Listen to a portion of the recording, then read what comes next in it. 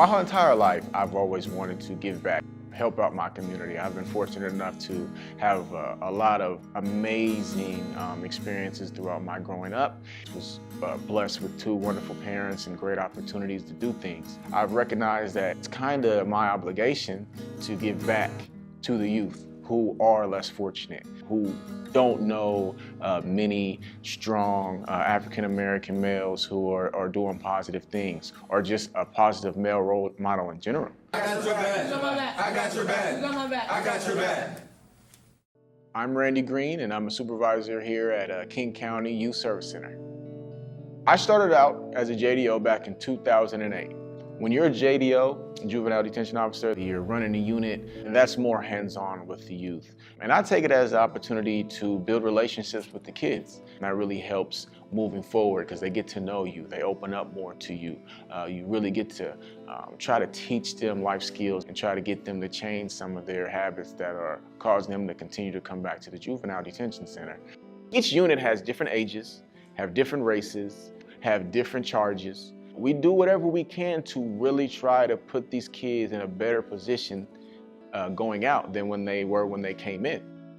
A lot of people don't fully grasp exactly how much we do for youth here.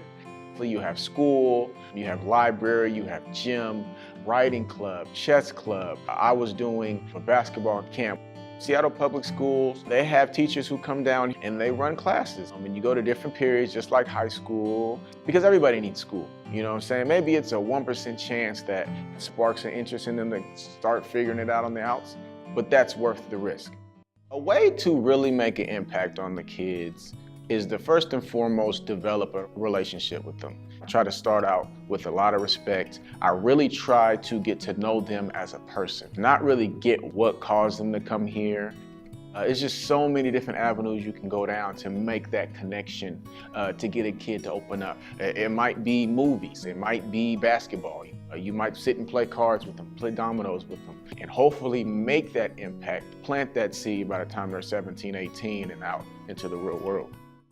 Majority of these kids, when they go out, they're better off in here for the time being because they're getting 3 meals, they're getting a place to sleep, they're getting positive reinforcement, they're getting people who truly care about them. When they go out on the outs, 14, 15, some of these kids are out on the street.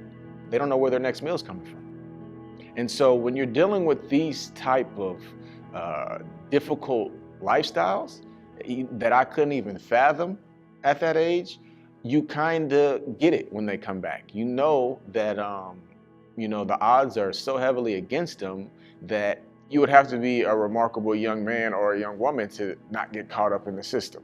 Some kids who are dealing with a lot of trauma, they could be going through a lot more than a kid who is coming in for a petty theft. If you come in for a charge that you could potentially be looking at a lot of time, something as serious as a murder one charge.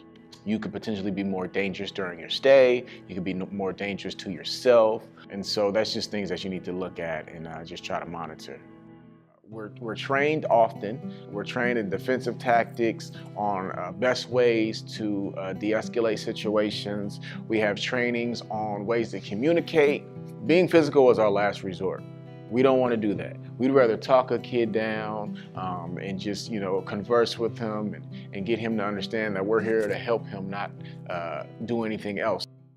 You have to have patience. You're dealing with kids who's dealt with trauma, and maybe they're not ready to talk to you. Maybe they're not ready to deal with you, be respectful to you, and you have to be okay with that. You have to understand, hey, we don't know the half of what this young man or this young lady has been through. Okay, all we know is they did whatever they did to get here and they're here now. What can I do as a staff to help them? Some of the more rewarding things about this job is when you're out and about and you see a kid who has aged out a couple years, so that means they turned 18, and they run up to you and the first thing they want to tell you is the good things that they're doing because they want you to be proud of them. Initially, your impact, you can't tell, so you're doing these things with these kids and you don't know if you're getting through to them until years later, you run into them and they embrace you with nothing but positivity and they want you to know just how well they're doing in life. And then that's when you're like, I get it, I got through to them. They understood that I was just trying to better them. And when it happens, you know, you can't help but smile and be happy. We need men and women JDOs. You have the ability to make a difference in someone young's life. You have the ability to come join a team that is all for being cohesive, coming together and trying to do the right things for these youth. It's a great place to have a good paying job, has a lot of great benefits, and you really make a difference.